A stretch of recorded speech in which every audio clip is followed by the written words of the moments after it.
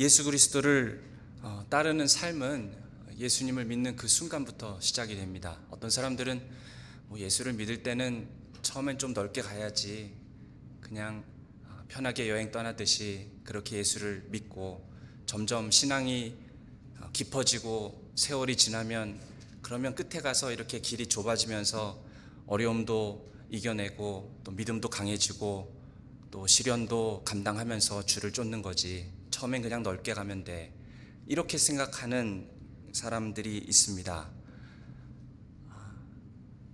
거짓 선지자들은 좁은 문, 좁은 길로 가는 그 길 앞에 서서 그저 사람들이 좁은 문으로 들어오려고 하면은 여기 넓은 문이 있으니까 이쪽으로 먼저 가셔도 됩니다. 굳이 처음부터 모든 것 주님께 다 의탁하고 평생을 주님 따르기를 결정하고 시작할 필요 없습니다. 그냥 넓은 문으로 먼저 시작하십시오.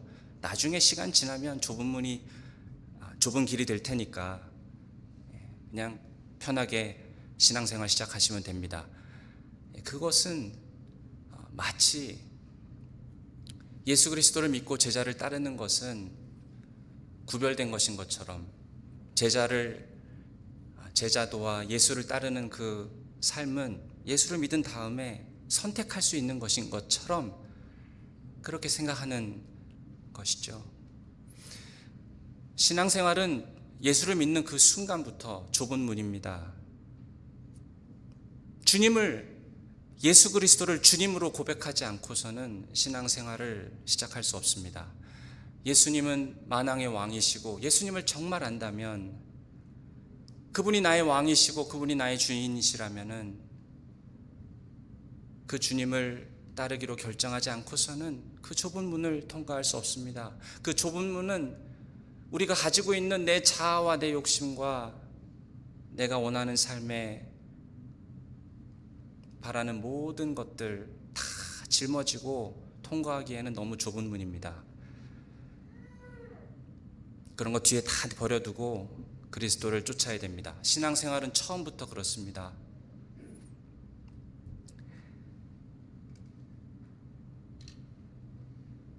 주님을 주로 고백하지 않고서 신앙생활을 할 수 있다라고 생각하는 사람은, 그 사람은 아직 복음을 제대로 이해하지 못할 가능성이 상당히 큽니다. 예수님이 누구인지 잘 모르고 있는 가능성이 상당히 큽니다.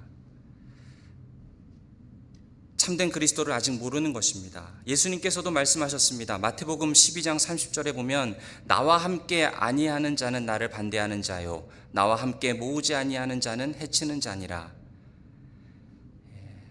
회개하고 성령의 능력으로 마음이 변화되고 믿음을 가져서 그리스도를 주로 고백하고 예수를 믿고 주를 따르는 것, 진심으로 예수님께 헌신하고 그분께 순종하게 됩니다. 이것이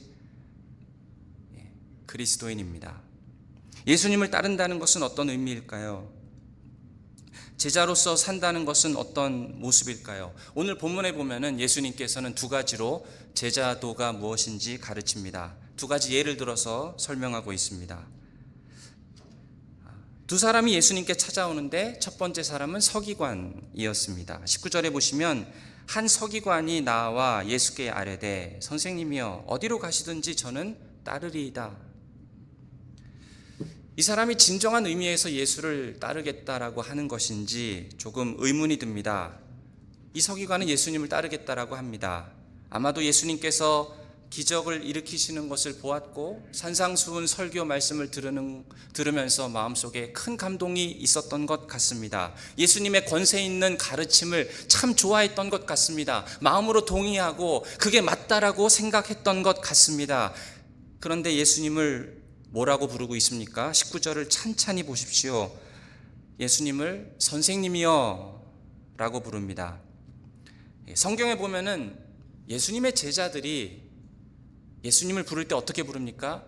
선생님이여 라고 부른 사람은 한 사람도 없습니다. 한 명의 예외가 있는데 가룟 유다입니다. 예수님을 판 사람이죠. 예수님을 보고 가룟 유다는 랍비여, 선생님이여 이렇게 불렀지만, 그러나 예수님의 모든 제자들은 예수님을 뭐라고 불렀습니까? 주님으로 불렀습니다. 그런데 이 서기관은 예수님을 주님으로서가 아니라 선생님으로 이해했던 것 같습니다. 하나님의 아들로 이해한 것이 아니라 교리를 잘 가르치고 성경을 잘 가르치고 학문적으로 뛰어난 그런 신학자나 선생 정도로 예수님을 이해했던 것이죠. 그리고 또 보시면 어디로 가시든지 저는 따르리이다, 이렇게 예수님께 고백했는데 이 말씀도 좀 주의 깊게 읽어야 됩니다. 어디로 가시든지, 이 말은 무슨 뜻입니까? 이 사람이 지금 무슨 마음으로 이 말을 하고 있는 것입니까? 예수님과 함께 같은 방향으로 같은 가치관을 가지고 자기의 전 삶을 그리스도를 향해서 드리기를 원하는 그 마음입니까? 그런 것이 아닙니다. 어디로 가시든지 따르겠다라고 하는 말은 앞에 18절을 볼 때 이제 예수님께서 제자들을 데리고 바다 건너편으로 건너가시는데 그곳이 어디든지, 바다 건너편으로 가는 도시가 어느 곳이든지 저는 쫓아가겠습니다, 주님의 여행에 동참하고 싶습니다 라는 의미인 것이죠. 여기서 잘 보십시오. 예수님께서 이 서기관을 부르신 적이 있습니까? 이 서기관을 보고 나를 따르라 이렇게 초대하신 적이 있습니까? 그보다는 이 서기관은 지금 그냥 자기가 결정한 것입니다. 자기가 좋아서 예수님을 따르겠다라고 하고 있는 것입니다. 이 사람은 서기관이었기 때문에 당시의 종교 지도자였고 자기의 어떤 학문적인 발전을 바라고 있었던 것 같습니다. 그래서 이 예수님과 같은 그런 놀라운 학식을 갖고 있고 성경을 꿰뚫고 있는 이런 학자라면, 이런 선생이라면 내가 따를 만하다, 그저 한시적으로 자기의 의지를 표현한 것입니다. 내 삶을 드리고 내 삶 전체를 그리스도와 함께 하고 싶다라는 것과는 다른 서기관이기 때문에 학문적인 욕망이 있었던 것입니다. 사랑하는 여러분, 우리가 신자가 되고 예수 그리스도를 따르는 것은 내 결정이 아닙니다. 내가 결정한다고 해서 그리스도를 따르는 것이 아닙니다. 중요한 것은 주님께서 우리를 부르시는 것이 필요합니다. 주님이 먼저 우리를 부르셔야 됩니다. 주님께서 부르셔야 우리가 성도가 될 수 있습니다. 예수님께서는 죄인들을 부르셔서 신자가 되게 하십니다. 전에도 우리 마태복음 4장에서 보았듯이 예수님께서는 제자들을 부르실 때 저들이 선택해서 그리스도를 따른 것이 아니라 주님이 먼저 부르셨습니다. 어떤 사람들은 예수님을 이렇게 이해합니다. 마치 우리 예수님께서는 우리가 예수를 믿기를 간청하시는 분으로, 간절히 소원하시는 분으로, 구걸하시는 분으로, 그래서 그런 식으로 예수님을 이해합니다. 지금 나한테 나와라, 나와주면 좋겠구나, 마치 뭘 부탁하시는 것처럼 그렇게 예수님을 이해하는 사람들이 있습니다. 그러나 성경이 말하는 예수님은 그렇지 않습니다. 예수님은 나에게 나아오라, 나를 따르라 라고 명령하시는 분입니다. 그리고 그런 명령에는 누구든지 반응할 수밖에 없게끔 되어 있습니다. 예수님은 능력의 하나님이시고 그 말에는 권세가 있고 하나님께서는 그리스도를 통해서 하시는 그 말씀은 하나도 땅에 떨어지지 않습니다.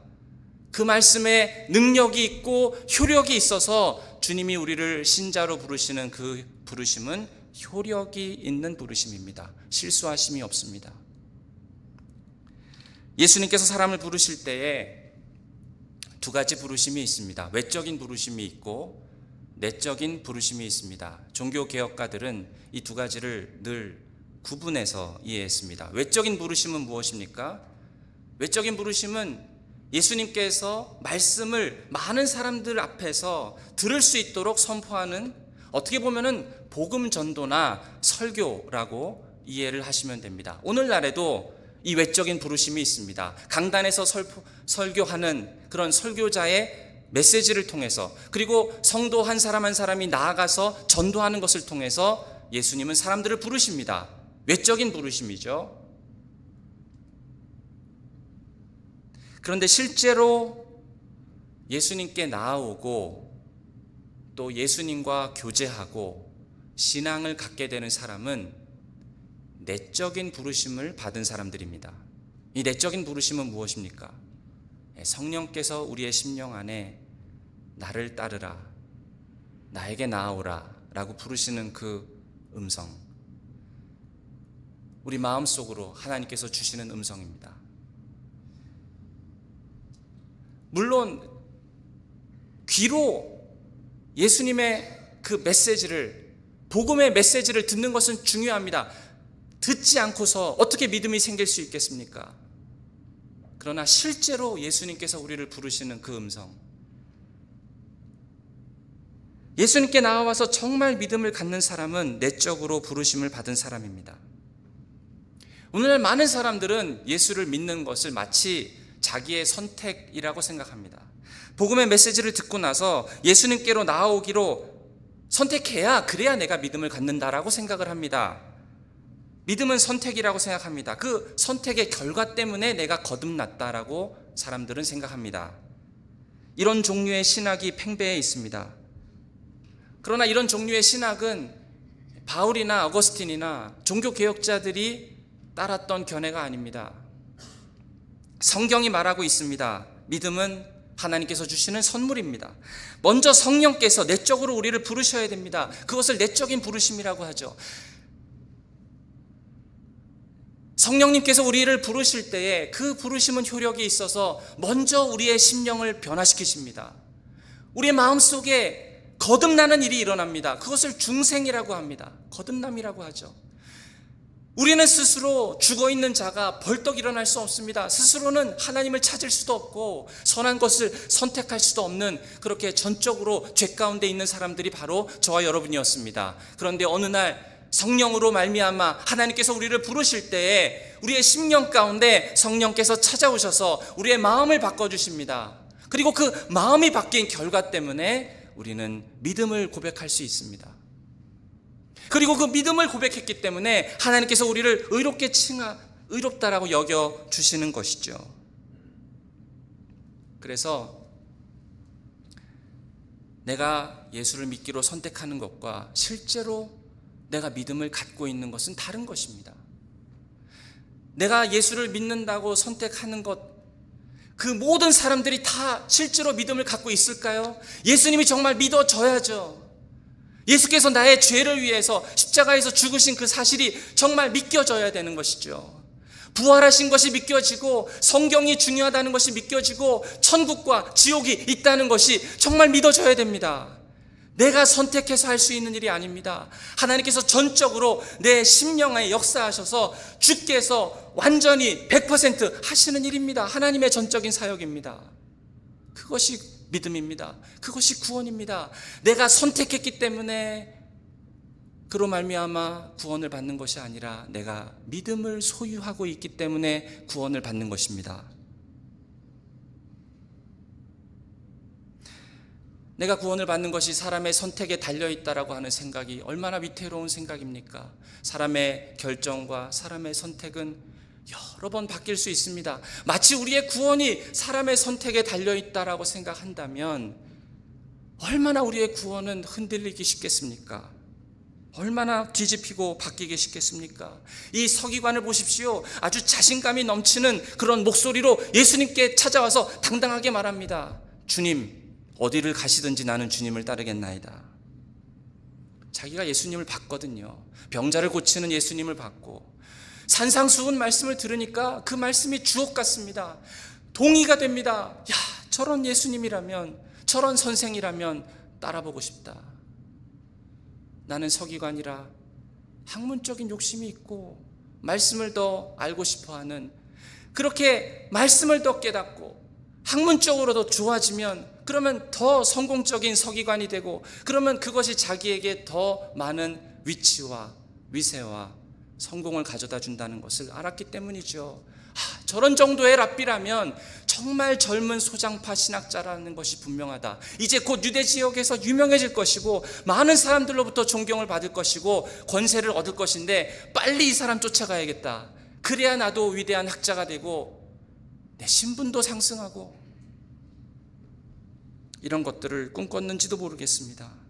학자로서 어떤 위대한 성공을 상상했을 것입니다. 그래서 자신감 있는 목소리로 주님을 따르겠나이다 라고 하는 이 사람에게, 그런데 예수님께서 뭐라고 대답하셨습니까?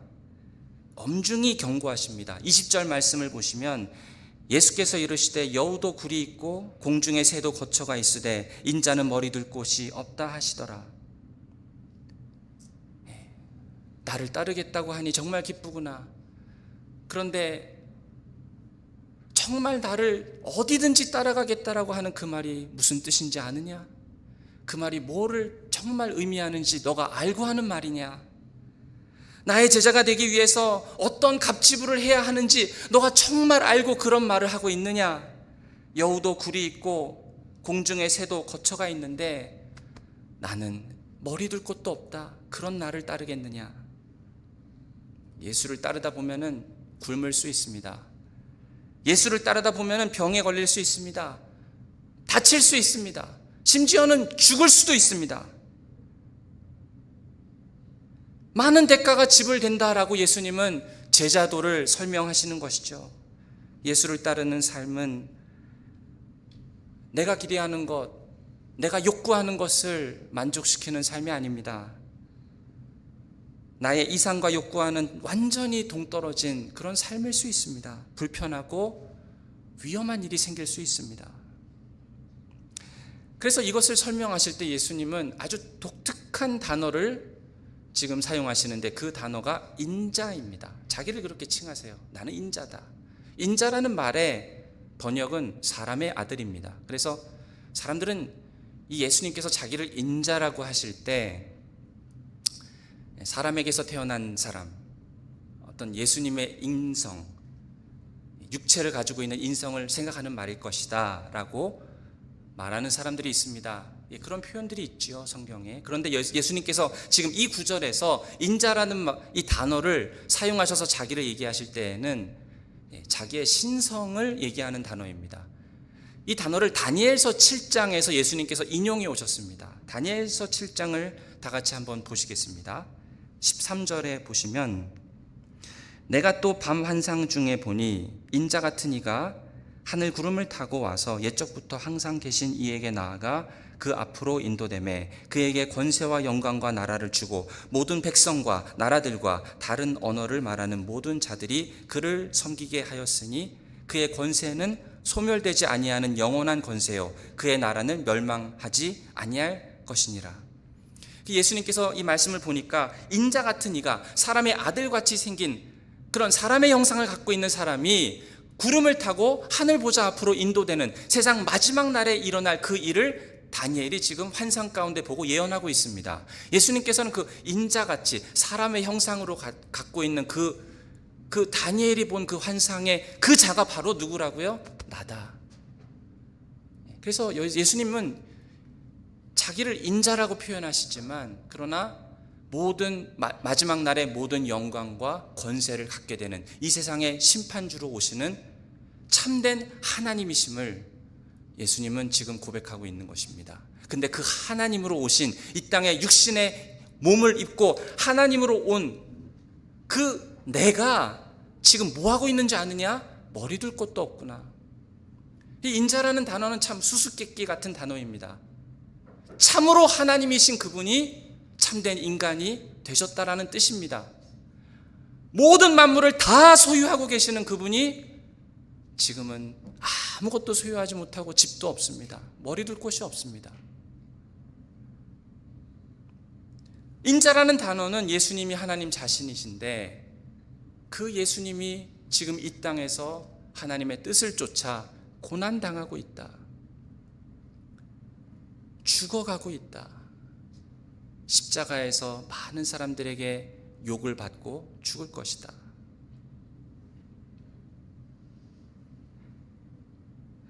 서기관은 예수님을 따르면 흥분되는 것이 있었을 것입니다. 나도 이제 위대한 학자가 될 수 있겠구나.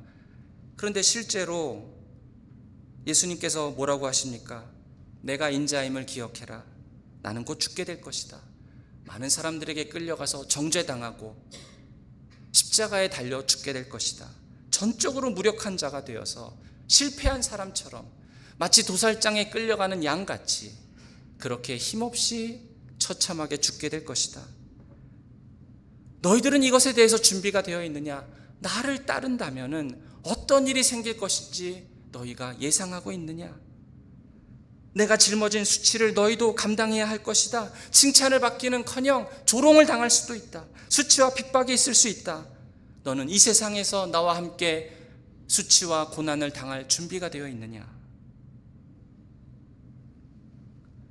예수님은 이 땅에서 하나님이시지만은 그러나 수치와 고난을 당하기 위해서 그렇게 하나님의 뜻을 따르셨습니다. 거기에는 굴욕적인 삶을 따를 수 있습니다. 주님을 따라간다면. 그러니까 이 서기관이 생각하는 제자도와 예수님께서 생각하시는 제자도는 이렇게 크게 이해가 달랐던 것이죠.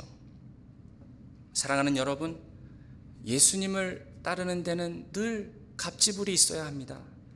예수님께서는 누구든지 제자로서 자기를 따르기 전에 미리 어떤 갑지불을 하고 따라와야 되는지 미리 생각해 보라고 하시는 것입니다. 마태복음 13장에 보면은 이 밭에 감추인 보화의 예화가 나옵니다.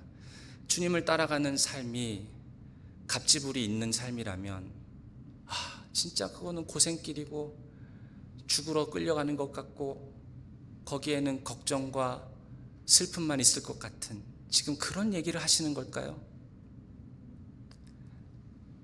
어떤 농부가 밭일을 하다가 밭에서 보화를 발견했어요.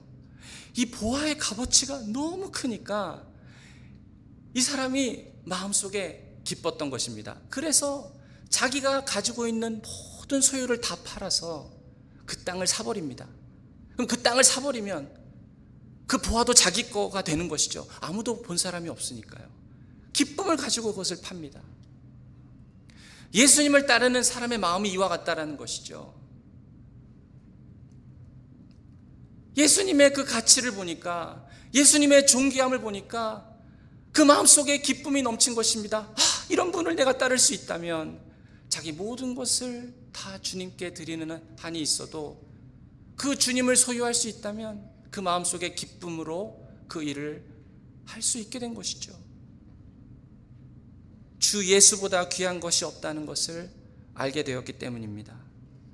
그 누구와도 비교할 수 없고 자기 생명과도 비교할 수 없는 그분이 예수님이고 그렇게 귀하신 분임을 알기 때문에 이 밭에 감추인 보화를 발견한 이 농부처럼 그런 갑지불이 있다 할지라도 기쁨으로 그 길을 갈 수 있었던 것입니다. 그것이 예수 그리스도께서 가르치는 제자도입니다. 본문은 이제 다른 제자의 이야기를 합니다. 21절에 보니까 제자 중에 또 한 사람이 이르되 주여 내가 먼저 가서 내 아버지를 장사하게 허락하옵소서. 그러자 예수님은 말씀하십니다. 22절에 예수께서 이르시되 죽은 자들이 그들의 죽은 자들을 장사하게 하고 너는 나를 따르라 하시니라. 예수님께서는 지금 이 제자가 머뭇거리는 것을 보고 있습니다. 이 제자는 예수님의 말씀에 전적으로 동의합니다. 예수님의 기적도 보았고 산상수훈의 말씀이 너무 좋고 예수님을 따르는 것이 맞다는 것도 압니다. 그런데 집안에 문제가 있어서 지금 예수님을 따르기를 주저하고 있는 것입니다.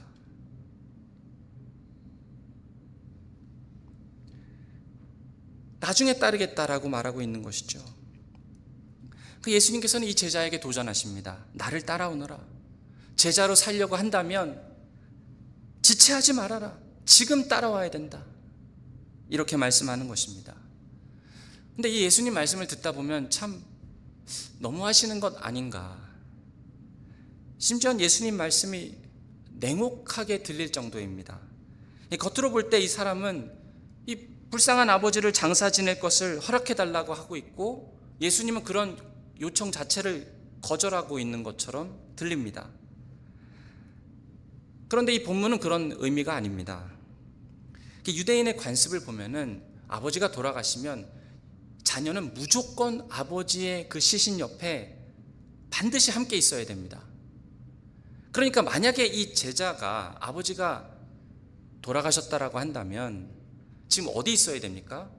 이 유대인들은 이 장래에 대한 관습에 철저했기 때문에 반드시 이 아들은 그 아버지 옆에 지금 있어야 되는 상황이었던 것이죠.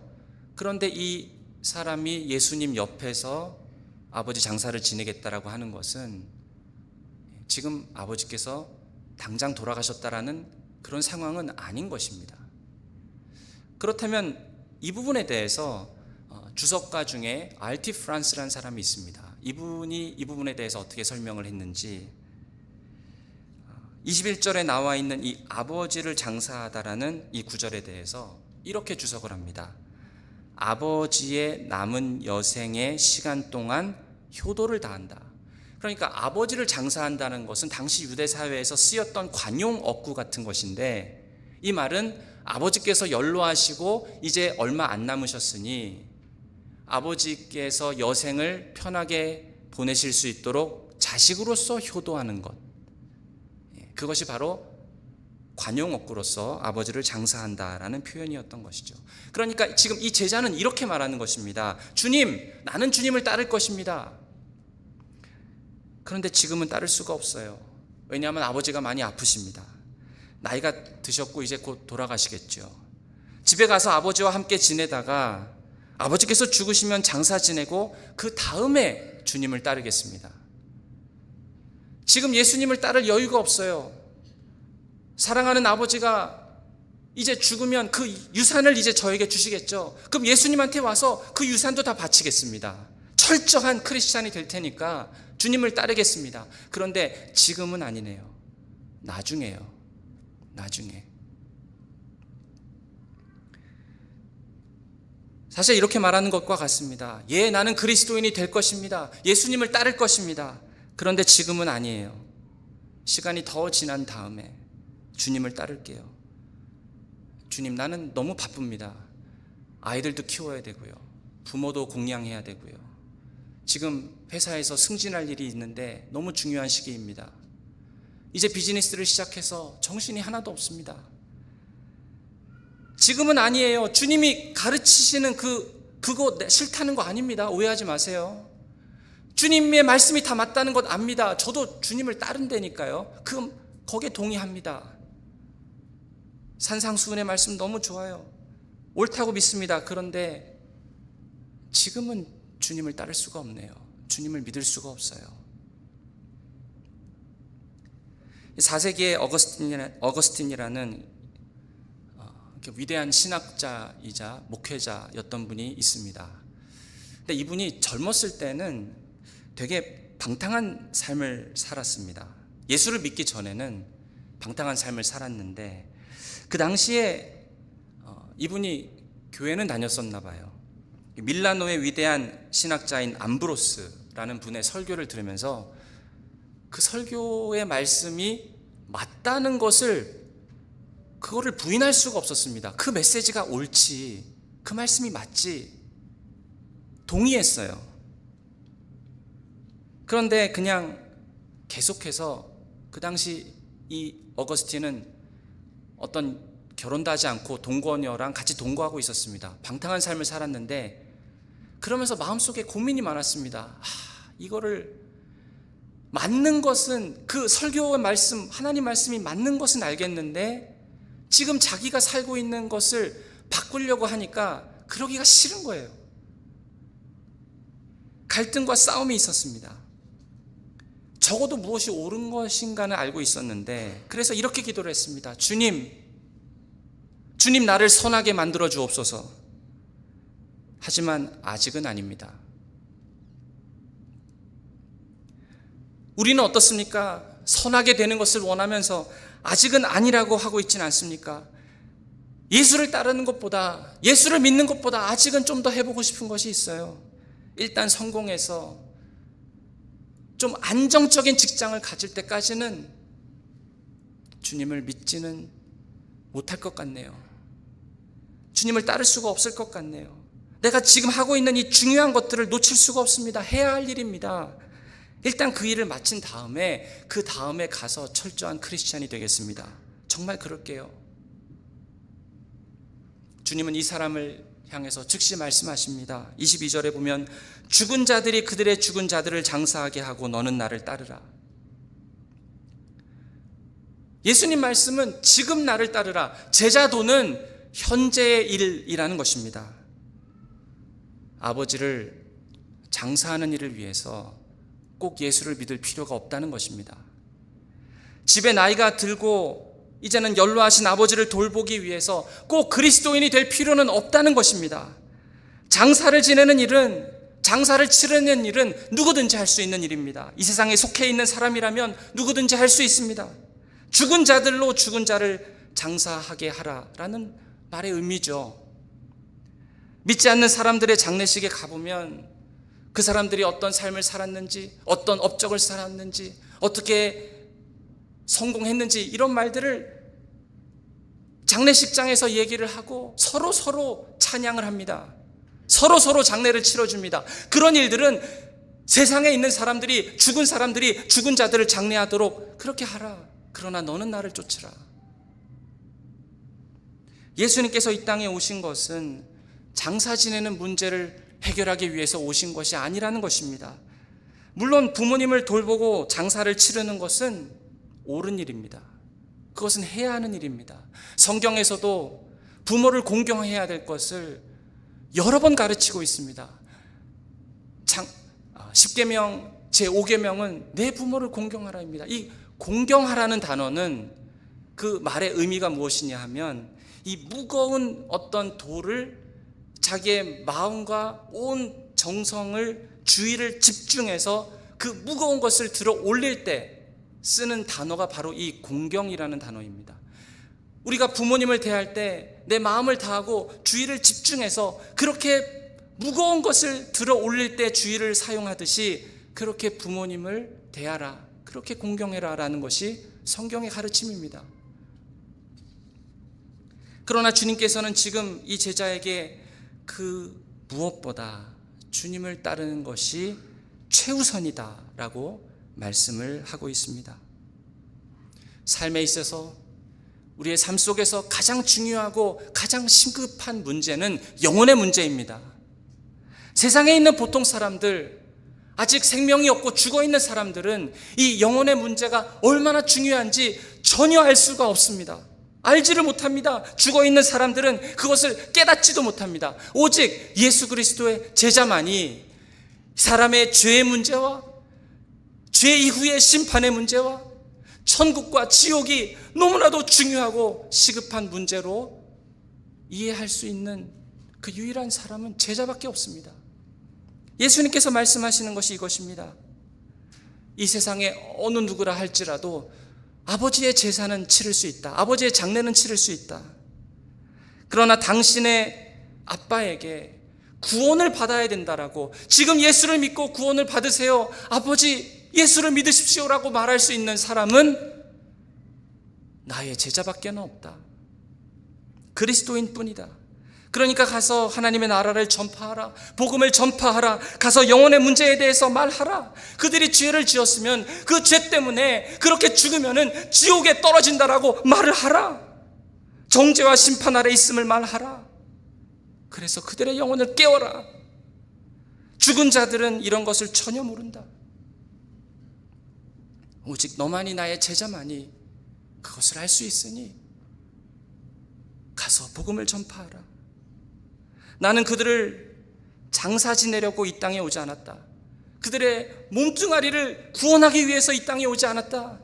그들의 영혼을 구원하기 위해서 이 땅에 왔다. 이 세상의 그 어떤 문제보다도 사람의 죄의 문제와 영혼의 문제와 심판의 문제만큼 시급한 것은 없다라는 것입니다. 한 영혼이 하나님 나라에 들어가는 것보다 더 중요한 문제도 없고 더 시급한 문제도 없다라고 하는 것입니다. 심지어 가족보다 영혼의 문제, 구원의 문제가 먼저라는 것입니다.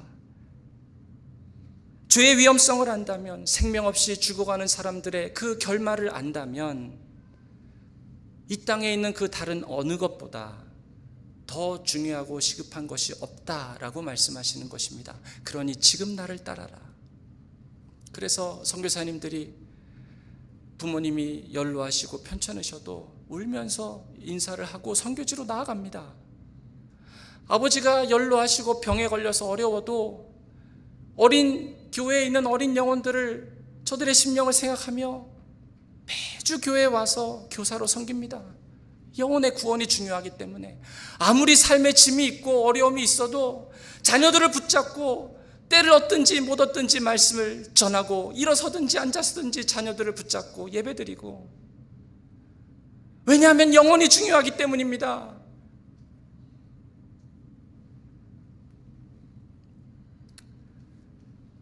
제자야, 만약에 너의 아버지를 너가 장사 지내지 못한다면 세상에 있는 사람들이 그 일을 어떻게든 할 것이니 걱정하지 말아라. 너는 나를 쫓아라. 하나님 나라의 복음을 전파하는 이 일을 가장 최우선으로 두고 그렇게 나와 함께 가자. 나는 너를 지금 원한다. 지금 원한다. 나를 따르라. 오늘 이 아침에 우리가 다른 사람의 영혼의 문제도 중요하지만 내 영혼의 문제를 생각해 볼 수 있기를 바랍니다. 내 구원의 문제, 내 죄의 문제, 내 심판의 문제입니다. 이것보다 시급한 것이 있을까요? 하나님의 심판과 지옥이 눈앞에 있다라고 생각해 보십시오. 그것만큼 시급하고 급박한 문제는 없습니다. 나는 나중에 모든 중요한 일을 다 치르고 그냥 마음이 준비가 되고 할 것 다 하고 즐길 것 다 즐기고 나중에 주님을 따르겠습니다, 이렇게 말할 수 없습니다. 정말 내 죄의 문제에 임박한 심판과 진노를 안다면 이 세상에 그 어떤 것보다도 이것보다 더 중요한 것은 없다라는 것이죠. 지난 수요일에 제가 주영이한테 전화를 받았습니다. 목사님, 우리 아버지가 너무 위독하세요. 수요 예배 끝나고 집에 와서 이렇게 있는데 갑자기 전화가 왔어요. 그래서 아내랑 병원으로 바로 갔습니다. 가서 보니까 모종만 집사님께서 이제 침대에 누워 계시는데 마지막을 보내고 계신 것 같은데 제가 믿어지지를 않았습니다. 너무 갑작스럽게.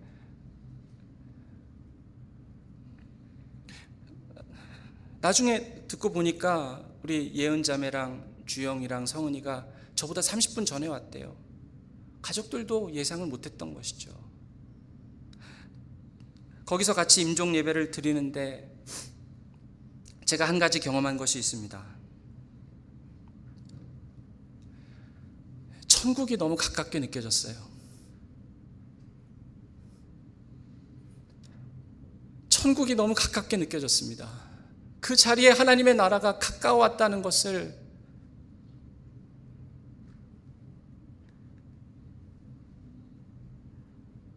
그것을 경험했습니다. 만세반석 열리니 내가 들어갑니다. 만세반석 열리니 내가 들어갑니다. 사랑하는 여러분, 천국은 실제로 있습니다. 그런데 만약에 한 영혼이 죄 가운데 산다고 생각해 보십시오. 자기가 잘못하고 있는 것을 알기는 압니다.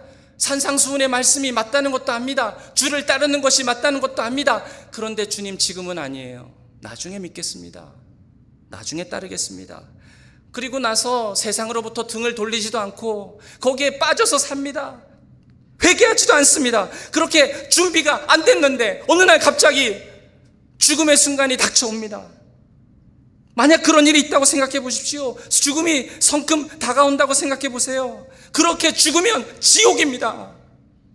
내 죄 때문에 지옥이 내 눈앞에 있다면 그것처럼 시급한 것이 없는 것이죠. 사랑하는 여러분, 여러분은 이 문제가 얼마나 시급한 문제인지 아십니까? 예수님과 여러분의 관계는 무엇입니까? 그저 그리스도인이 될 예정이라고 말하십니까? 이렇게 살다 보면 나중에 믿으면 되지, 나중에 예수님 따르면 되지. 그러면 여러분은 아직도 예수님에 대해서 정말 모르고 있는 것입니다. 복음이 무엇인지 모르고 있는 것입니다. 결코 아는 것이 없는 것입니다.